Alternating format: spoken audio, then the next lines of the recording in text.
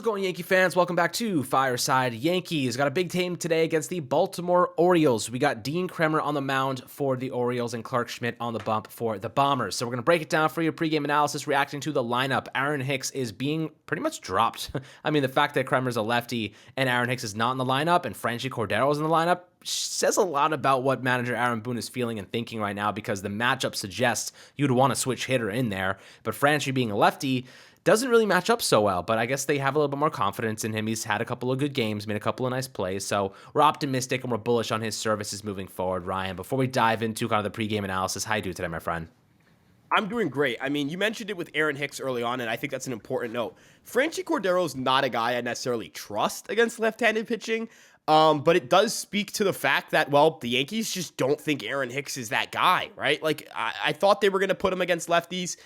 They just don't have trust in him. And quite frankly, again, I've mentioned this on like every podcast in which I've talked about Aaron Hicks.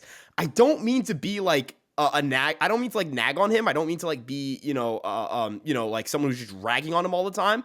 But man, I mean, dude, he's not playing well. Like, there's a reason why he's not in the lineup. They really don't trust him there, and I think that's a little telling. Cordero's not like a dude who's been around the franchise for a while. They picked him up because the Orioles cut him from their spring training roster, and he played well in spring training. And they still just said, we don't care. We'll just let you go, right? Like that tells you a lot about Aaron Hicks' standing with the team right now.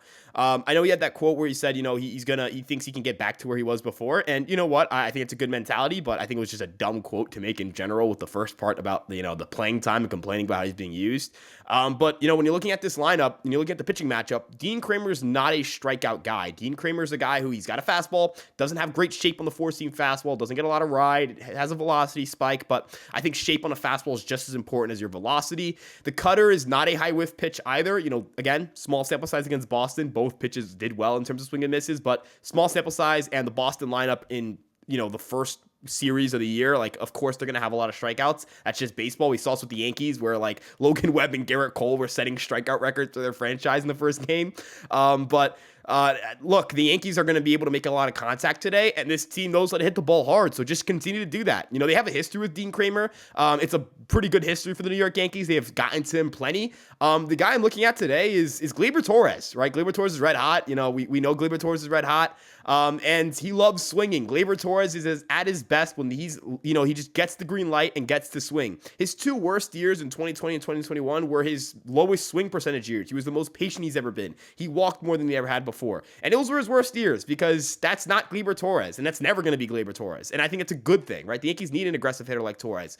And it's a lefty. He's hitting 400 in his career against Kremer. He's got pretty good batted ball results this year. He's red hot. I think that you look at Gleyber, you look at left-handed pitching, you look at Dean Kremer, who doesn't have a high whiff pitch, and I really do think he can be a force for the Yankees today. Obviously, we're a years removed from when he just absolutely dominated Baltimore, but he still loves Camden Yards a decent bit. So I'm expecting a big game from Gleyber Torres today, and you feel like today you have a good lineup out there and the right lineup out there for this matchup.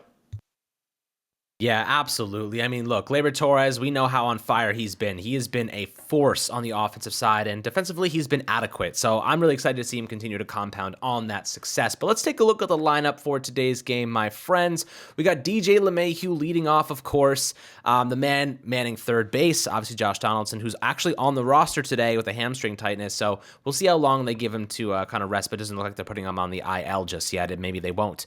Aaron Judge, obviously, manning center field in the number 2 hole, and then got Anthony Rizzo at first base, number 3, batting cleanup. Giancarlo Stanton in the DH spot obviously has been kind of going back and forth between the outfield and DHing. This is what we expected.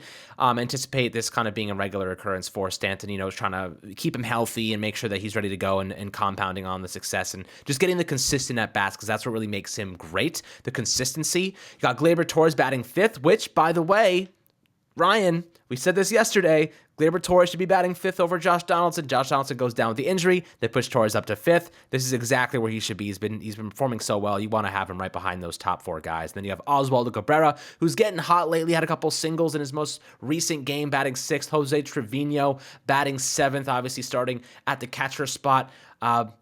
Catching from Clark Schmidt on the bump today. We'll talk about him in a couple minutes. And then Franchy Cordero, who's starting in right field. So this is the interesting one. You got a lefty and Dean Kremer on the mound, which is certainly interesting. Or rather, sorry, he's a righty. So it makes sense that Franchy Cordero is, hitting from this one. But you have Aaron Hicks, who was the more experienced guy, I guess you could say. But it is interesting. I'm curious to see what your thoughts are and why the Yankees are rolling with Franchy Cordero, what you think he offers compared to Hicks, and just Hicks came out with some new comments and taking a little bit more of a media-friendly approach, I would say. And I think he kind of needed to right his wrong, because he definitely was a little bit more selfish in the first round of comments, but he's been better since then. Anthony Volpe, Manning shortstop, of course, batting ninth, and hopefully he can stop.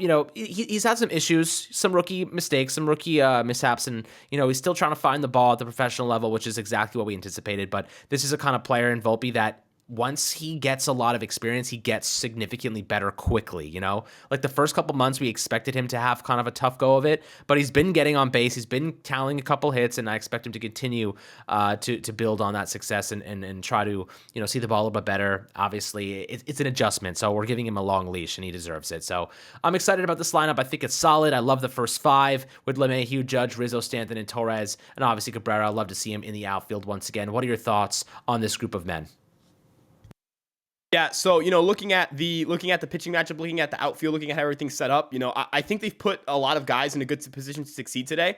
As you mentioned, Anthony Volpe has not gotten off to an electric start, and that kind of makes sense, right? He's 21 years old, right? I think everyone, including you and me, we were preaching this throughout spring training when Volpe got the job, even before Volpe was the guy that got the job. That when he comes up, we know he's a slow starter. We know he's going to take some time to get adjusted. I've tweeted this out multiple times. Derek Jeter in his first 400 plate appearances had a sub 100 WRC plus. He was a below league average hitter for the first 400 plate appearances of his career. And as we all know, he'd go on to be one of the best offensive shortstops the game has ever seen, right? I'm not sitting here and saying Anthony Volpe will be Derek Jeter. No, because that's an unrealistic expectation, right? To expect that to have expectations for a prospect to become a Hall of Famer is just ridiculous. But can he go out there and turn it around? At some point in late April and May, we start seeing things click? Absolutely. But I think this is a good matchup for Anthony Volpe. I mentioned this with Gleyber Torres, where, Torres likes to be a free swinger. This is a guy who induces a lot of contact. For Anthony Volpe, he's someone that I think is a little too selective at times. I think sometimes he lets himself fall into counts, 0-1, 0-2 counts, and he can jump on some pitches. And I think today might be an opportunity to jump on a pitch. Maybe the first at-bat won't be great. Maybe the first at-bat is just a weak ground ball and an 0-2 pitch. He gets jammed or something. But that second at-bat or that third at-bat, I really do think he can turn it around. I really do think, he can start seeing Kramer well. This is just a good matchup, I think, for a lot of the right-handed hitters on the New York Yankees. And then as for Clark Schmidt, who, you hinted at, Jose Trevino's catching him today. Schmidt got off to a really good start in his first start, and it just fell apart in that fourth inning. And you talked about this, not just in spring, not just in that preview for that Giants game, and not just in spring training, but it's kind of been something we've been talking about all offseason. Can Clark Schmidt get past that fourth and fifth inning? Is Clark Schmidt just a guy with really good stuff who can give you 2 or 3 innings, or is he a starting pitcher? We know he's got good stuff. Look at the curveballs he throws. Look at the sweepers he's throwing. Look at the cutter he's throwing. Everything just moves left and right, and it looks so good. Everything's great. The stuff plus numbers are great. The whiff numbers are great. There's no question that Clark Schmidt has the stuff to pitch the major league level. The question is it as a reliever or is it as a starting pitcher? I talked about this after the Johnny Brito start, but his leash isn't as long because of the fact that Johnny Brito exists, number one. Domingo Germán is more experienced, number two. And then obviously the most important part, Rodon and Severino aren't too far away. Rodon's been throwing. Severino should be throwing a bullpen during this series. So, at the end of the day, the clock's kind of ticking for Clark Schmidt. Germán isn't coming off of a great start. Can Schmidt bounce back and kind of put himself at the forefront of this starting battle? We know Brito's going to get another start, at least one more before Rodon or Severino come back. So, I think it's fair to say this is a big start for Clark Schmidt. I don't want to make it seem like it's do or die for the Yankees, but for Clark Schmidt, this is going to be a huge start for him. I think he knows it. I think the Yankees know it. And it could really set the tone for what could either be, a career as a starting pitcher or a career as a reliever for the Yankees. Not saying that being a reliever is a bad thing, but there is more money in being a starter. So you definitely, if you're Clark Schmidt, you want to go and pitch well today. You definitely do. And some news that's breaking right now, the Yankees are expected to place Josh Donaldson on the IL. So it is DJ LeMahieu o'clock on the hot corner. And the Johnny Brito news. So essentially, Hector Gomez reports that Johnny Brito is supposed to be called up to the Yankees today. And Chris Kirshner and Aaron Boone just confirmed that Brito is with the Yankees taxi squad. So he could get called up after today's game. They have him at the ready to go. So he is with the team, and he will be, close by in case they need him. So for tomorrow's game, I anticipate, if they need some bullpen arms, depending on how today goes, he will be at the ready already, so he is available in that way, and that would obviously indicate a corresponding move, which I imagine if Michael King isn't being sent down, I imagine that's an Ian Hamilton swap. I think that's the only, or a Colton Brewer swap for what it's worth. So it could be there. There could be some options for the Yankees. They obviously really like Johnny Brito, and maybe he will start a game soon. They could definitely do that. So. What are your thoughts about that? It really depends on how Clark Schmidt performs today. If he carries this Yankee team 6 innings, I think we're fine. We don't really need Brito right now. But if he gets knocked out early and we needed to use a lot of bullpen arms, Brito will definitely be called up and probably utilized as on both Saturday and Sunday. So, what are your thoughts there? Yeah, again, I've been pretty adamant about liking Clark Schmidt's stuff. The only question's always been, how deep he can get, a baseball game. I'd say my bar for him is 5 innings. The real thing is, we saw this in spring training too. He's just got to get past that 4th inning. I feel like that 4th inning for him, because it's the second time through the order usually, right? You start seeing, the 3rd hitter is seeing you again. The 4th hitter is seeing you again. The 5th hitter is seeing you again. Adley Rutschman's really damn good. Cedric Mullins is really damn good. Those guys if those guys get a second look at Clark Schmidt, how does he respond to that? It's okay to get hit around and give up a hit and hit here and a hit there in the 4th inning. You just got to be able to bend but not break. That's really the big thing here. But as you mentioned with Johnny Brito, he is someone that the Yankees are very excited about. They like him a lot, and there's a lot to like with having Johnny Brito. Like, Johnny Brito's your 6th starter, basically your 5th starter, and you're kind of like carrying him around as depth. And this is on a Yankee team that has 2 significant starting pitching injuries. Not 1, 2. To your number 2 starter and to your presumed 3 or 4 starter, depending on how you view Nestor Cortez. So, the way I look at it is you can't have enough pitching. You can never have too much pitching. Johnny Brito is someone that it's a luxury to have him on your roster. It's a luxury to have him on your team. It's a luxury to be able to say, hey, if Clark Schmidt gets knocked out today, instead of spending the bullpen Saturday, Johnny Brito can get thrown in there. But the Josh Donaldson IL news, I tweeted this before, and I don't want to be like doom and gloom here with Josh Donaldson, but depending on who gets called up, depending on how different guys play, this could be kind of the end of Josh Donaldson in pinstripes, right? Like, if the Yankees, let's say, call up Peraza, who is currently the only guy on the 40-man roster who's an infielder and is not at the major league level, and he plays well, I don't know how the Yankees would make their infield alignment, but, like, where does Josh Donaldson play, right? Like, if DJ LeMahieu keeps killing it, and Gleyber Torres is killing it, and Volpe turns it around, right? Where does Josh Donaldson play? When does Josh Donaldson play? Like, in April, you figure this stuff out. But if he comes back in mid-May, and the Yankees and Rays the Yankees play the Rays for the first time in May, are the Yankees going to start Josh Donaldson's first game in a huge divisional matchup? Absolutely not. Definitely no. That would be malpractice. That would be putting your team not in a position to win. That would be mismanaging. That would be awful. Are the Yankees really going to do that? I don't think so, right? Have they shown that they're willing to call up Oswald Peraza and not start him? Yes, they did it last year. I don't think it's out of question for them to do it again.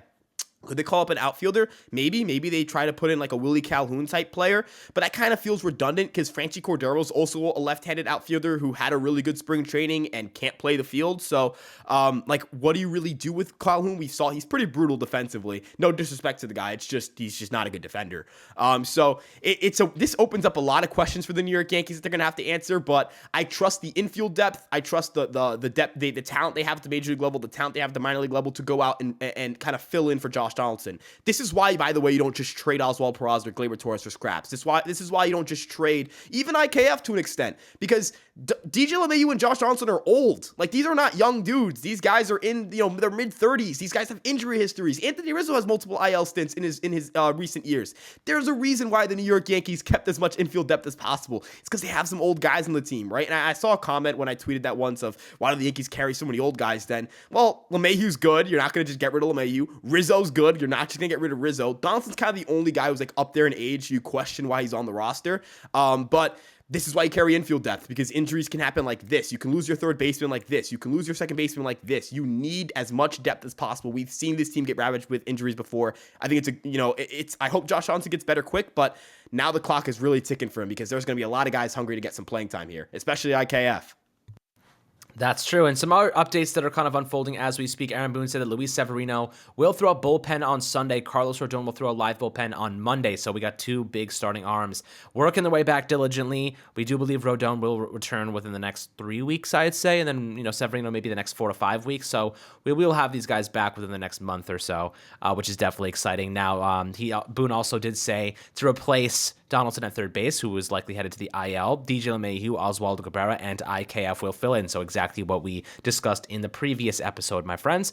But let's take a look at one last thing here, Ryan. Dean Kramer, let's look at how we can defeat him. So Kramer is an interesting player, 27 years old, coming off a pretty decent season with a 3.23 ERA, pitched 125 innings, not known for his strikeouts at the MLB level, only had 6.25 per 9 last year, doesn't give up many homers. Walks 2.5 to 3 batters, so there's definitely a little bit of room to work with there. He did give up a couple homers in his first outing, only pitched 3 innings, and gave up a couple runs. So there is some opportunity here for the Yankees. Fastball, you're going to touch on this in terms of his pitch shape, but ultimately the Yankees have an opportunity to make good contact here. You can hit some homers off of him, as proven to be so, but he has his velocities up a little bit, actually pretty substantially, 1.5 miles per hour compared to last year's numbers. So he is throwing a little bit harder. Obviously, beginning of the season kind of it suggests that sometimes guys start hot and then it kind of regresses as the season continues and the arm kind of wears out and fatigue settles in. But this is a guy who the Yankees have had really good success on in the past. They've actually never. I mean, in the last 4 outings, they've scored a minimum of 2 runs. They scored 4 in their last win over him, or rather, they ended up losing that game. But they scored 4 runs, 2 runs, 6 runs, and 3 runs in the 4 games previously. They lost 3 of those. So you're looking at the Yankees trying to pick some hits up and maybe hit some over the fence. They had 10 hits in one of those losses and still ended up taking an L there. So definitely interesting, but he has a minimum of 4 strikeouts in every game he's pitched against the Yankees. So he has had some pretty good success against them. Kind of interesting. Ryan, what do you think the Yankees have to do to get on base here? Hitting some runs. Do you think you're looking for homers? Or are you looking for more contact hitting? Left field in Camden Yards is deep, so it's kind of sucks for our right-handed hitters because they're going to have to either go the other way or really get into one to take one out there.